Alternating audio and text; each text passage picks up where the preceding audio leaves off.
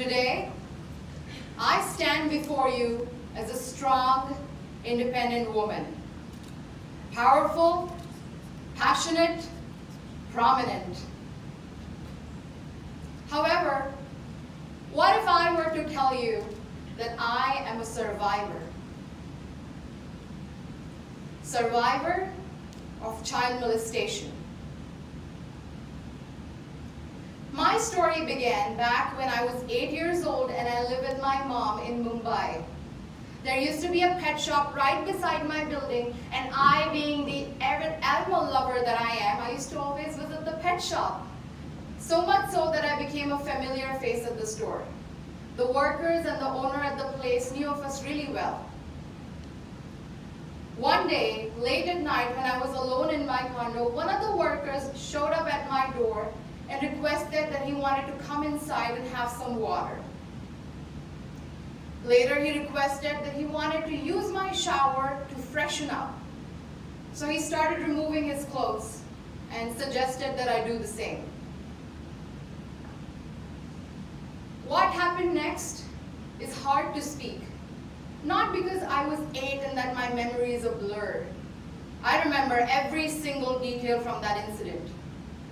It is hard to speak because what happened that night altered the way I saw men, the way I trust, and the way I dealt with vulnerability. Here's a man that I saw as an angel. Little did I know that he would turn out to be a hideous demon.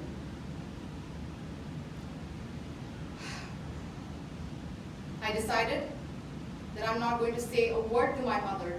Imagine the fear of an 8-year-old child who is in a phase of her life where boys are ew, and a man so big has done something so disgusting to her body. That night, I couldn't sleep.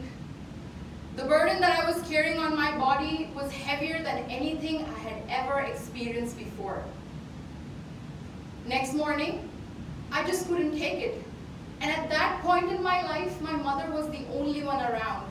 She was the only one that I could trust, and she was my only hope. So I mustered up all the courage that I could, and I went up to her and I told her. And what do you know? She believed in my words. We went to the police, the man was behind the bars, and all this time I thought that I would be a victim of shame. But my mother was very mindful of what had happened, and hence I was able to move on with my life and leave that chapter right there. That was the end of that story.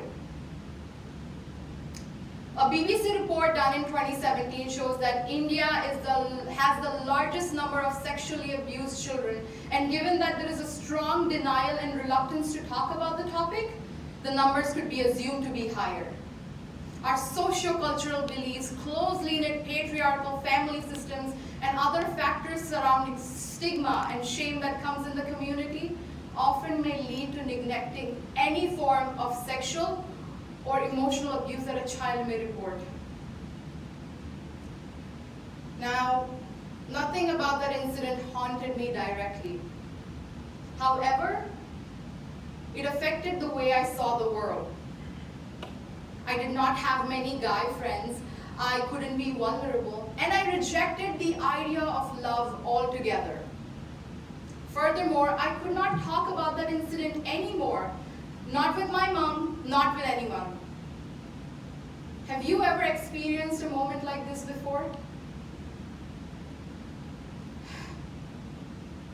What was I supposed to do? What was I supposed to do? I was lost. I did not understand. Those memories were like the dirt that had settled at the bottom of the sea. And I felt like, why should I touch those memories if it's just going to make the water dirty all over again? I kept quiet. But the truth was that I was afraid to confront the past. Fast forward to 2017, I auditioned to take part in a show called The Vagina Monologues. And I was casted to say this monologue called The Angry Vagina. And boy, did I love being angry. Angry about the patriarchal conditioning of the society. society, angry about tampons and thong underwear, but mostly angry about something that I just could not figure out. Why do I have this innate aggression and desire to be mighty and tough all the time? As I kept rehearsing for the vagina monologues, I felt restless and unsettled. It felt like the water is being stirred and the dirt is rising up. I remember one day I walked into the rehearsals and I broke down in front of everyone saying that I forgive my molester.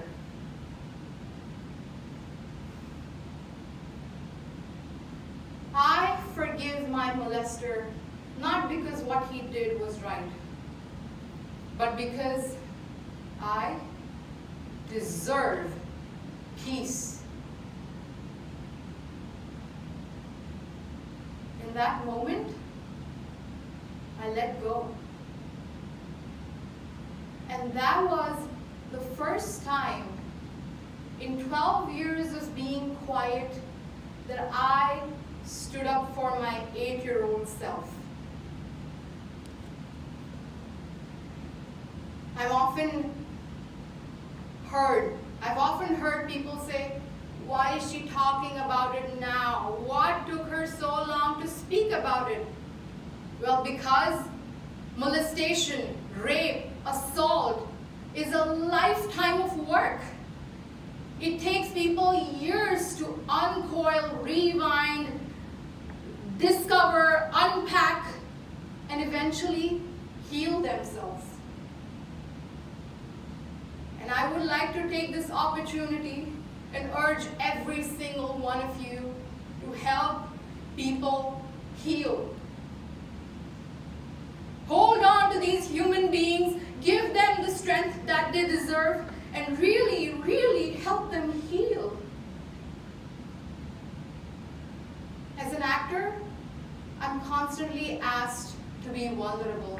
And it bothered me that I just could not fall in love or find the joy of being vulnerable. It was a long process, but theater has been a huge medium through which I was able to surrender and let my walls down. I can tolerate the idea of a romantic relationship. I guess having a lover is not bad after all. And guess what? I'm in love with myself. Last but not the least, I was able to find the power to speak, power to shed my walls, and power to inspire others. And this journey of constantly reminding myself that I am worthy of peace is never ending. But I'm glad that I'm on it. And boy, I am on it. As I look back at everything, I am not afraid anymore. And I want to thank my 8-year-old self for finding the strength to speak and let go. And today, as I let my story breathe in open air, I feel a sense of closure, a sense of love, and a sense of peace that I deserve.